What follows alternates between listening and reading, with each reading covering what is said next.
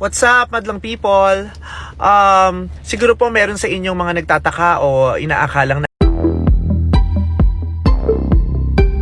Vice Ganda at It's Showtime Family mamamaalam na sa Kapuso Network at hanggang Disyembre na lang daw mapapanood sa GMA7. Narito ang detalye. Ilang araw nang pinag-uusapan sa apat na sulok ng showbiz na hanggang Disyembre 2024 na lang ang It's Showtime sa GMA7 na nagsimula noong Abril 6. Ibabalik na raw ang noontime show ng GMA. Ngayong bumalik na sa Television and Production Exponents o TAPE Incorporated ang dating executive na si Miss Malu Chua-Fagar bilang presidente at CEO. Matatanda ang matagal na sa tape si Miss Fagar noong okay pa ang hosts ng Eat Bulaga na sina dating Senador Tito Soto, Vic Soto at Joey De Leon at ang producer ng programa, ang Halosho Siblings. Pero naunang umalis si Miss Fagar sa TAPE Incorporated dahil nagkaroon naman daw sila ng problema ng isa sa host ng Eat Bulaga noon. Maraming press ang nagtanong sa taga-Showtime kung totoo ang balitang hanggang December na lang ang programa nila sa GMA7 pero hanggang ngayon ay tikom pa rin ang bibig ng mga kinauukulan. Pero nakausap ng TV reporter na si MJ Felipe ang main host ng It's Showtime na si Vice Ganda at sinabi niya na may sumasabotahe sa hosts. Well, there really was, or there really is a demolition job against It's Showtime. Pero hindi naman natin sasabihin kung kanino nanggagaling yon. Yung ginagawa sa social media, demolition job yon, 'di ba? Nung mga trolls, demolition job yun eh. Meron silang masamang intensyon at balak kaya demolition job yun, paliwanag ni Vice. Dagdag pa niya, maaaring kami ay may kakayahan o nasa isang posisyon na gustong maranasan at makuha din ng iba. At para makuha nila yon, kailangan nilang subukan yun ganong ruta. Kailangan natin mabasag at makuha yung kung anong meron sa kanila. Samantala, 15 taon na ang It's Showtime at marami na itong pinagdaanan tulad ng mga suspensions mula sa MTRCB, mga host na nawala na at may mga bagong papasok, backlash pero nanatiling nakatayo pa rin ang noontime show ng Kapamilya Channel. We just have to deal with it and we just have to keep on going. Kaming lahat sa dami ng pinagdaanan namin, I believe that our team is strong enough to be able to battle all these negativities, challenges and threats together. It will be hard kung hindi kami magkakasama. Kaya yun ang lagi naming pinananatili at tinatawid. Kailangan magkakasama tayo. Samantala pinaghahandaan na ng It's Showtime ang ika-15 taunang anibersaryo ng show simula sa Oktubre 24 at mapapanood ang taunang magpasikat production number ng mga host at bilang magkakakompetensya sila at ang lahat ay excited na. Nakakatuwa kasi ibig sabihin, ang lala ng reach, di ba? Ang lawak-lawak ng inaabot ng programang ito na umi-air sa GMA, sa GTV, sa Kapamilya Network, sa A to Z, sa social media, di ba? Yung digital reach, ang lawak-lawak, di ba? Kasi ang active-active ng madlang people sa social media, isa din yun sa mga paraan na nakakarating sa ibang bansa at sa malalayong mga tao yung mga ganap dito dahil sa kaaktibuhan ng mga madlang people sa social media, di ba? Post sila ng post, ang dami nilang post, kaya kung saan nakakarating. At nakakaaliw kasi naaaliw din yung mga taong involved, di ba? Parang nahahappy sila. Siguro na natutuwa din sila na malaman nilang, ay, sikat pala kami sa Pilipinas, di ba? Yung gano'n, siguro hindi naman sila masyadong pamilyar sa Pilipinas, pero dahil doon, nare-realize sila na hanggang dito, sikat din yung mga personalidad na tulad nila, sila Snoop Dogg, sabay si Bruno Mars naman lagi nandito, di ba? Si Snoop Dogg kasi hindi pa nandito, nakakapunta rito eh, si Lassie pa lang ang pinapapunta ni Snoop Dogg, bilang emisary ng pamilya nila. We always look forward to creating brand new segments na maglilibang sa audience natin, magbibigay ng learnings, di ba, realizations, magbibigay ng pag-asa, yun. So, nilulook forward namin yun na kahit hindi siya madali, hindi talaga madaling gumawa ng mga bagong segments, lalo na kung ura-urada. Dahil syempre kailangan sabayan ng panahon, kailangan sabayan ko ang trip ng mga manunood. So, maraming bagay dito na kailangan namin itawid ng ura-urada. Pero pinagtatagumpayan naman, pinagtutulong-tulungan, and we always look forward to collaborating with each other to create amazing contents for our viewers. Anniversary sa GMA. Siyempre una, mapunta lang kami sa GMA, nagkaroon kami ng wider reach, Luzon, Visayas, Mindanao. Sobrang din kami talaga Pero wala pa naman sa GMA, nire-reach out yung Luzon, Visayas, Mindanao. Hindi, pero nung nawalan tayo ng network, siyempre lumit yung natin, reach. Lumit yung ano natin. Reach. Lumit yung mayaman. Lumit yung ano ng ulo. Lumit yung reach namin, naging pero ngayon, dahil sa GMA, salamat dahil binigyan din kami ng platform for a wider market, for a wider audience. Kaya, very thankful kami. Lalo na first time namin is-celebrate ang magpasikat. Ganyan ba? Yeah, first sa GMA.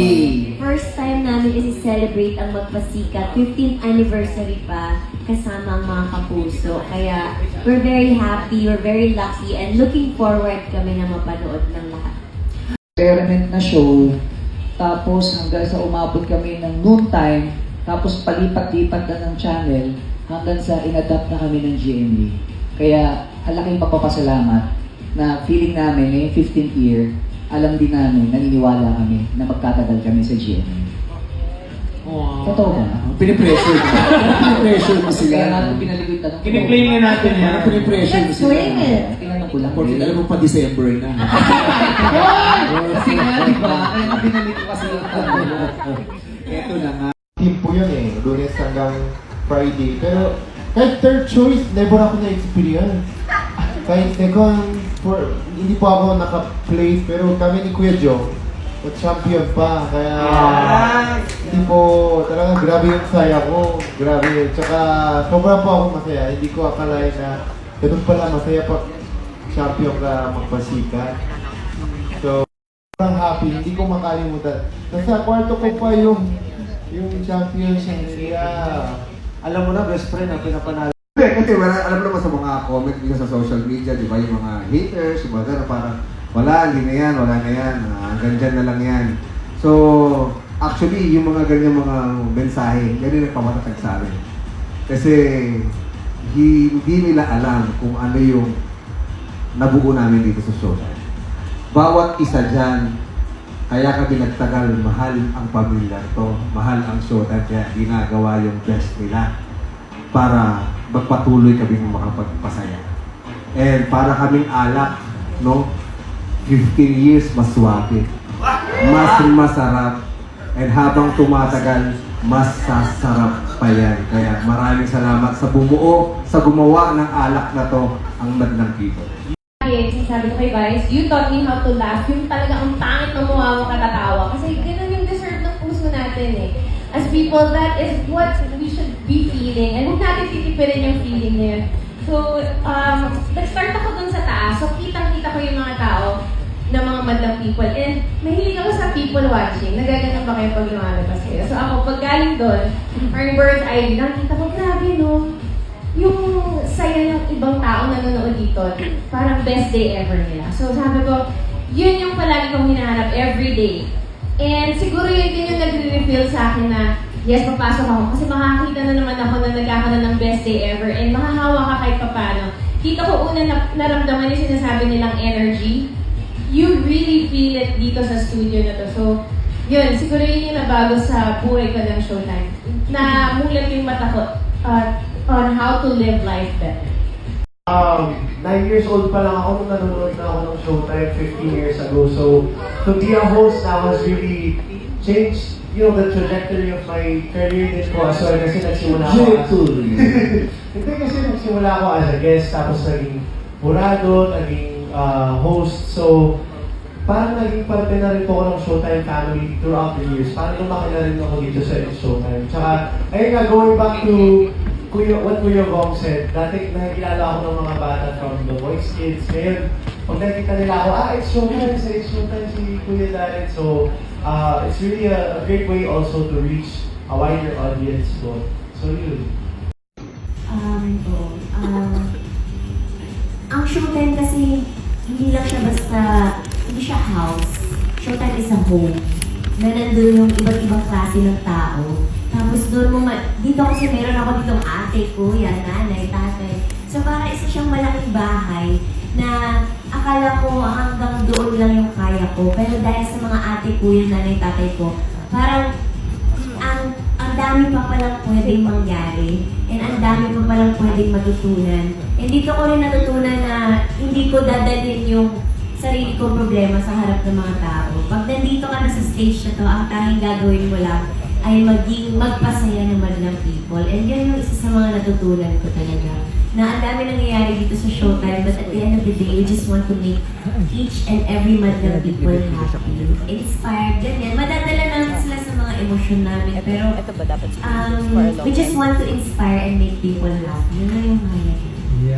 Malaki yung binago sa akin ng Showtime kasi hindi ko naman din expect na pupunta ako sa never ako naman din pinangarap na pumasok ng showbiz, kaya ayun, malaking binago sa akin. Ano pare? Ayun nga, pare, dito natagpuan yung ano ko, yung...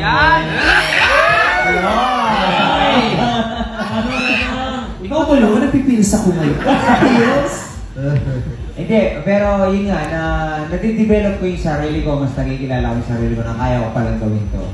Kaya ko palang marka sa maraming tao kasi ano ako eh. Sobrang mahihain akong tao eh. Kaya yun, na parang na ano ko sa sarili ko na overcome ko na yung pagiging mahihain. This year. Kailangan kakampi mo si Kim. Yung mga Dami mong pinanalo this year, Kim. Hindi naman. Pero tama si Lassie eh. Parang, ewan ko, hindi naman importante yun. Importante talaga. Diba? Binigay mo yung Bonus na lang. Hindi putyo-putyo yung ginawa mo. Diba? Yung talagang pinag-irapan mo, pinag-isipan mo, pinigaan na lahat ng effort mo para makapagpalabas ng isang magpasikat na worth their time na natin mag-people. Yun ang At importante. saka siguro isa sa pinakamagandang na ituro sa atin ito magpasika. Siyempre lahat kami, gustong-gustong manalo. Pero pag hindi kami nanalo, kaya-kaya namin tanggapin hindi kami nanalo. Yeah.